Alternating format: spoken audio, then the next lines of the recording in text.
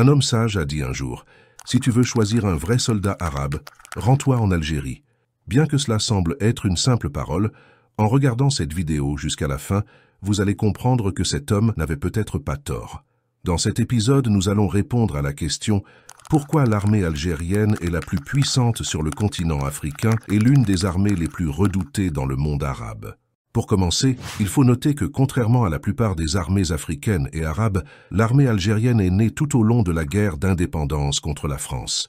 Il s'agit d'une différence significative si l'on considère de nombreux pays arabes qui ont vu leurs forces armées fondées par leurs maîtres coloniaux comme la Grande-Bretagne, l'Italie, la France, la Belgique, etc.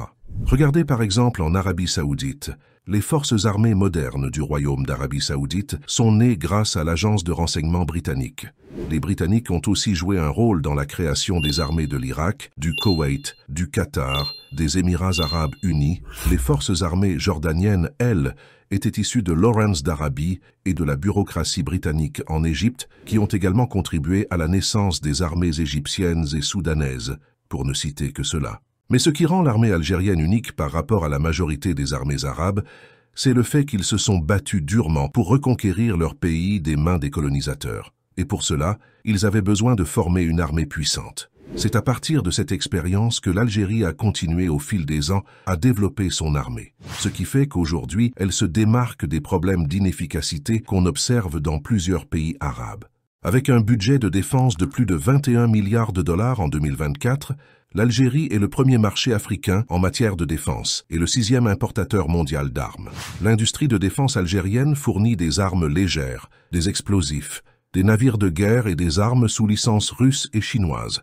Les menaces terroristes en provenance de Libye et du Sahel, la surveillance des champs pétroliers et gaziers ainsi que la quête d'une supériorité militaire régionale constituent des raisons majeures pour lesquelles l'Algérie ne cesse d'accroître sa demande en systèmes et équipements de défense les plus modernes.